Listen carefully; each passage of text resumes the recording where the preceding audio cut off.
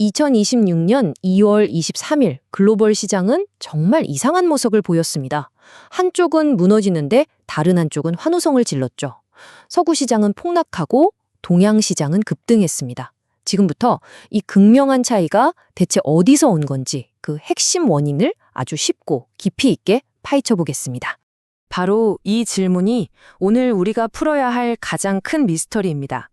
왜 같은 하늘 아래 어떤 시장에서는 자산 가치가 순식간에 사라지고 다른 시장에서는 기회가 폭발했을까요? 대체 무엇이 이토록 다른 결과를 만들어냈을까요? 좋습니다. 이 문제를 제대로 파고들려면 먼저 오늘 2026년 2월 23일의 냉정한 숫자부터 봐야겠죠. 이 표를 한번 보세요. 미국 다우존스와 독일 DAX는 1% 넘게 파란불인데 저기 홍콩 항생지수는 무려 2.5% 넘게 빨간불을 켰습니다. 차이가 정말 극명하게 드러나죠. 자, 그럼 먼저 분석의 첫 번째 파트, 미국과 유럽 시장에 왜 이렇게 흔들렸는지 그 하락의 원인부터 집중적으로 살펴보겠습니다.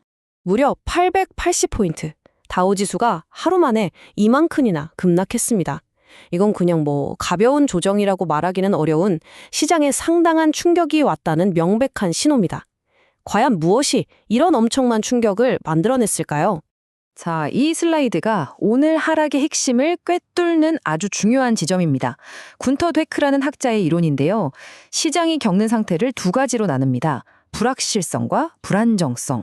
이게 뭐가 다르냐면요. 불확실성은 안개 속에서 운전하는 거랑 비슷해요. 앞이 잘 안 보여서 위험하지만 그래도 길은 있고 교통 규칙은 그대로잖아요. 그런데 불안정성은요, 갑자기 운전하는데 도로 자체가 사라지는 거예요. 중력의 법칙이 막 바뀌는 말도 안 되는 상황인 거죠. 오늘 서구 시장이 겪은 게 바로 이 불안정성, 그러니까 게임의 판 자체가 흔들리는 충격이었다는 겁니다. 여기에 사이먼 존슨이 말한 제도적 자본이라는 개념을 더하면 그림이 더 명확해져요.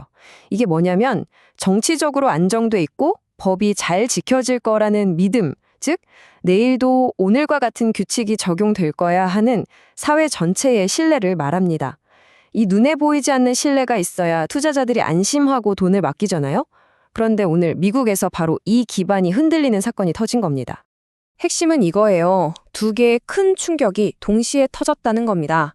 첫째, 정치적으로는 대법원 판결에 맞서서 백악관이 1974년 무역법을 발동해서 15%의 글로벌 관세를 부과하는 거의 헌법적 충돌에 가까운 일이 벌어졌어요. 둘째, 기술적으로는 엔트로픽이라는 회사에서 내놓은 새로운 AI가 IBM 같은 기존의 거대 기술 기업들의 가치를 근본적으로 위협했습니다. 이 두 가지 충격이 합쳐지니까 시장의 믿음 그 자체가 무너져 내린 거죠. 자, 그럼 이제 시선을 완전히 돌려서 이 난리통에 완전히 다른 이야기가 펼쳐진 아시아 시장은 어떻게 이런 상승을 만들어냈는지 한번 살펴보겠습니다. 그리고 이 그래프가 그 극적인 대비를 정말 잘 보여줍니다. 미국 시장이 저렇게 깊은 마이너스에 빠져 있는 동안 홍콩은 보란 듯이 상당한 상승을 기록했죠. 이게 같은 날 벌어진 일이라는 게 믿어지시나요? 저명한 투자자 켄 피셔가 이런 분석을 내놨는데요.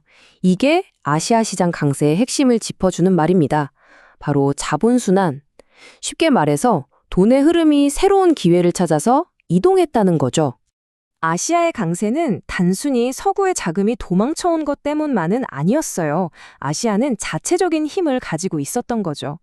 춘절 연휴가 끝나면서 강력한 매수세가 들어왔고요.